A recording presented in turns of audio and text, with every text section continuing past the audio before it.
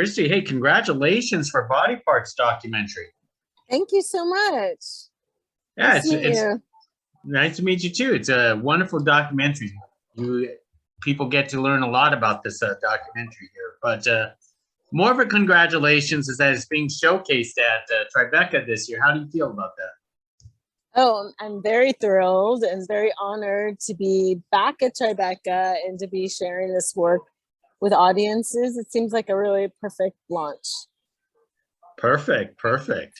So, what sparked you to do this documentary in the first place for you?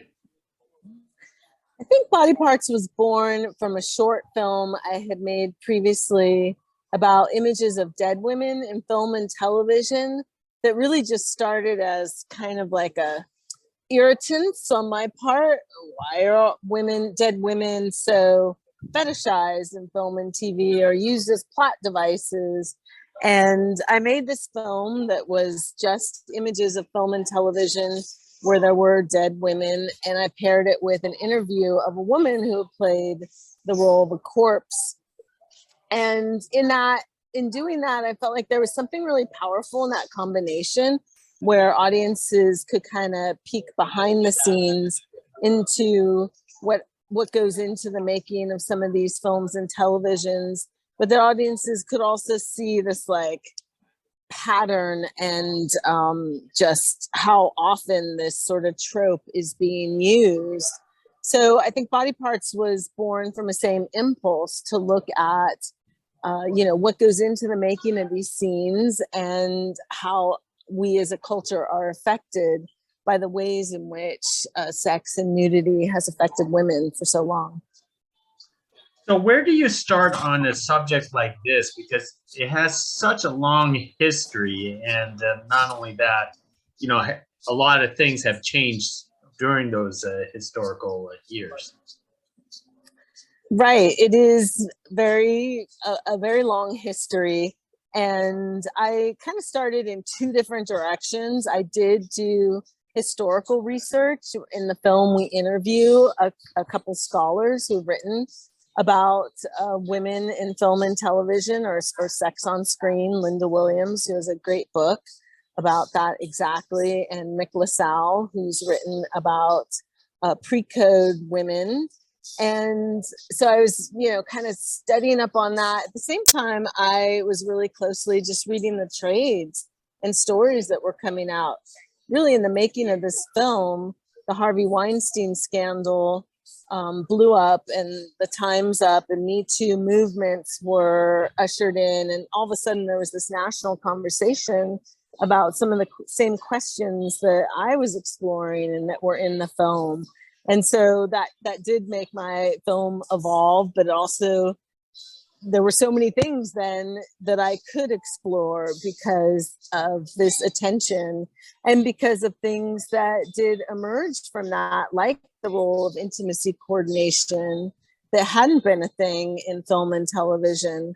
Intimacy coordination is when a person on set is there to really ensure the safety of performers who are doing intimacy and to help with communication around what they're agreeing to, what their boundaries are, what they're consenting to, in a way like akin to a stunt coordinator. And it was shocking to realize that never had happened. It was very ambiguous.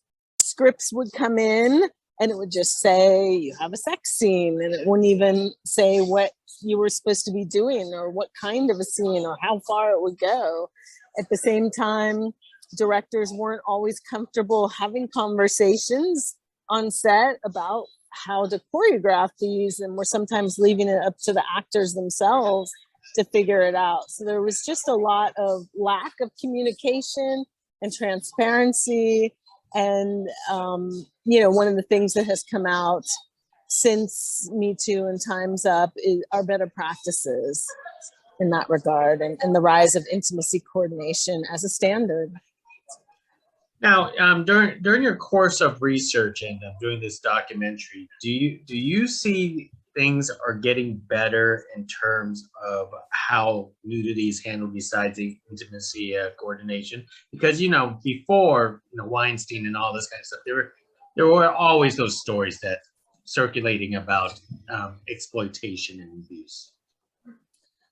Some things are changing. I think women are more willing to speak out about things that are happening behind closed doors.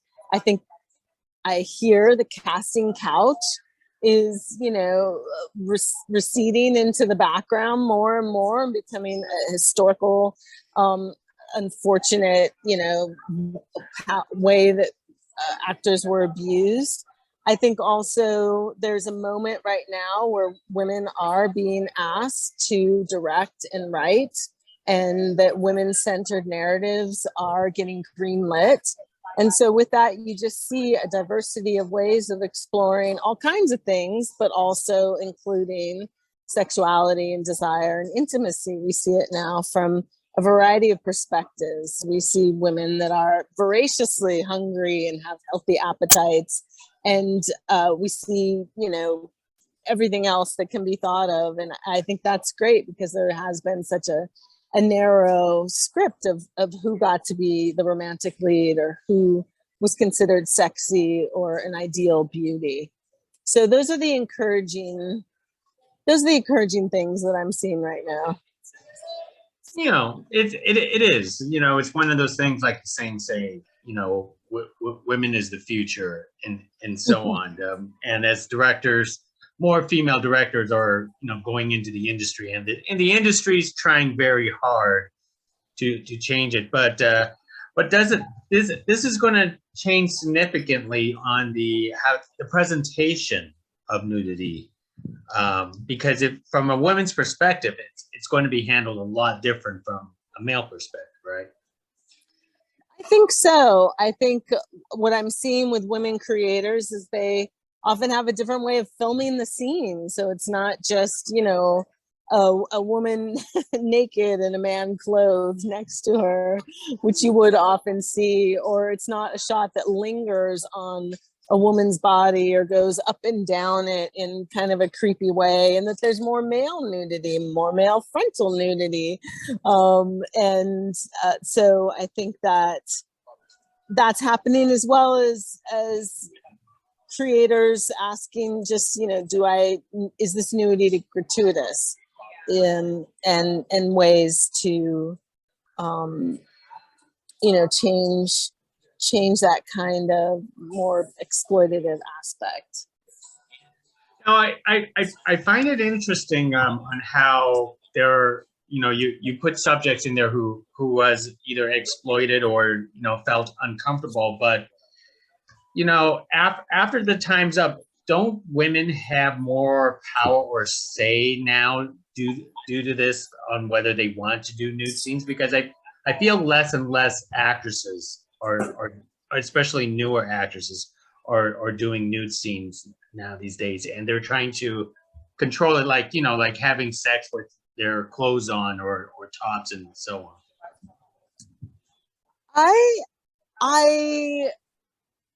I think so, but I'm, quantitatively, I don't know. I feel like women do have more power to say no to these things. I think that there's, but there's just so much media out there. Yeah, that's true. And when you're in a series that's going to be streamed, there is an expectation of a certain amount of explicitness and sexual exploration of sexuality.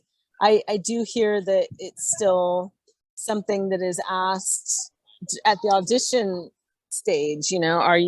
Would you be willing to do nudity or not? And that is really such a difficult and personal decision for people. I think actors fear that once they do it, they're going to get known as the person that will do it. And that's what the majority of the scripts are that they will get, or that they're not seen as a serious actor if they agreed to do it. So I'm not sure some of those fundamental areas have changed significantly, but time will tell, I believe, and maybe we'll have some answers in a couple of years about that. Now, how did you choose the interview subjects for your documentary? you probably have countless of thousands of people that you could have easily chose. How did you narrow that all of them down for yourself? Well, I knew that I wanted a range of perspectives, so actors, but also lesser known actors, so recognizable actors and then lesser known actors, as well as people working behind the scenes that are affected by this as well. From editors to body doubles. I was really interested in those people because they're sort of the hush hush side of Hollywood. To people, lawyers that have to do these nudity writer contracts. It was hard to get actors to be in the film. I mean, they don't necessarily want to be associated with doing nudity or even the bad experiences that they may have had or been regretful about. So that was the hardest part, was really getting access to actors themselves. And thankfully, if one person agrees, it helps open the door for others. But there's, I had a list of people that I was really hoping to get, and not every one of them we were able to reach or convince. And then, of course, people that have spoken out about harassment that happened on set, ways in which they felt exploited or there were power abuses.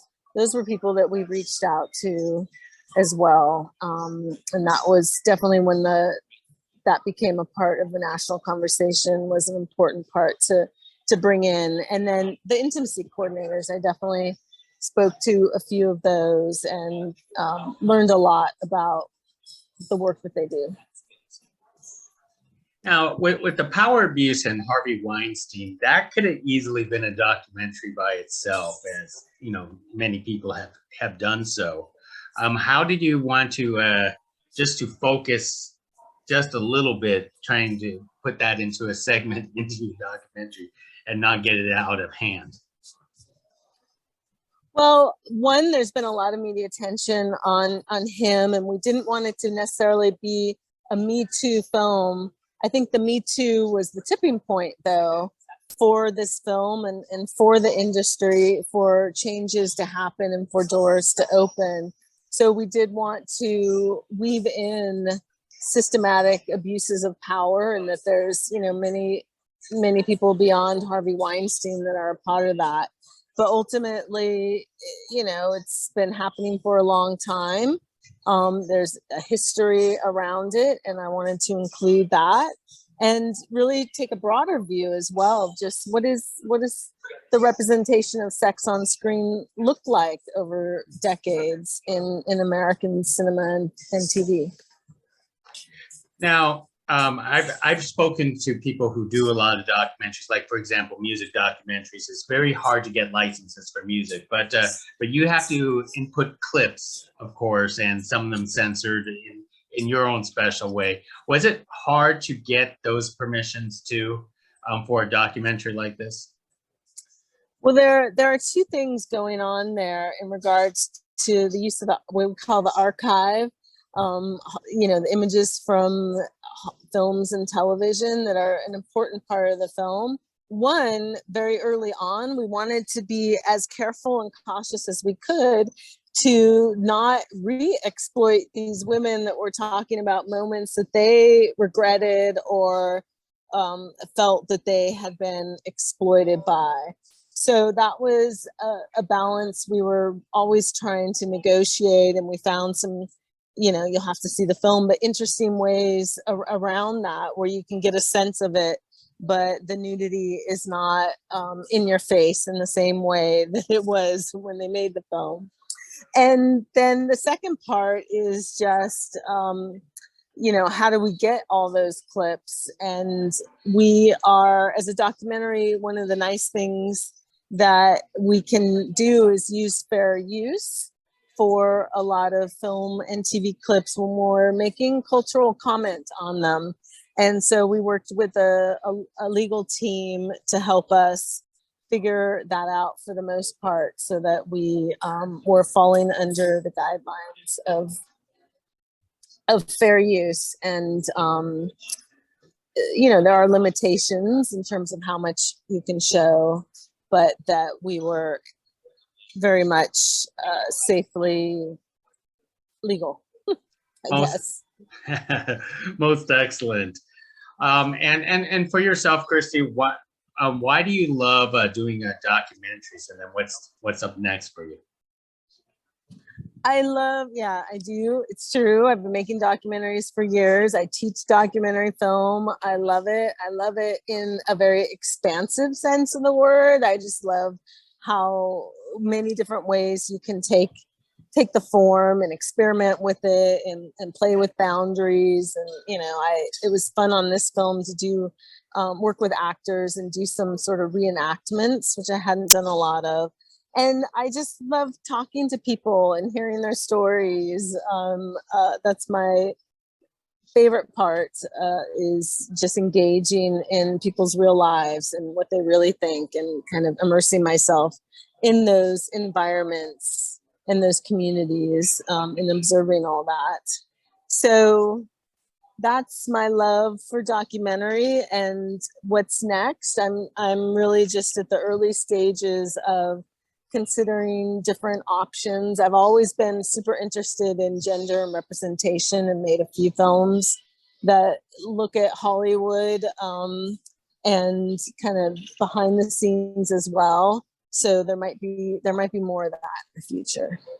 Most excellent. And one more thought before I go is, as people in Tribeca, and audiences hopefully in the future have a chance to watch Body Parts, what's the one most important take that you hope they walk away with after viewing your documentary? Well, I hope that audiences will really walk away thinking about what goes into the making of the films and the entertainment that they consume, and think about, what it's been like for women in certain positions in the kinds of films that they might see, and to advocate for just more diverse stories and storytelling, so that it's not just coming from, this sort of narrow male-dominated perspective. Most excellent. Well said. Well said. Kristy, thank you very much for carrying this conversation about your documentary Body Parts. Tribeca is going to love this film from you. Thank you. It's been a pleasure. Hey, thank you. Appreciate it. Bye now. Bye-bye.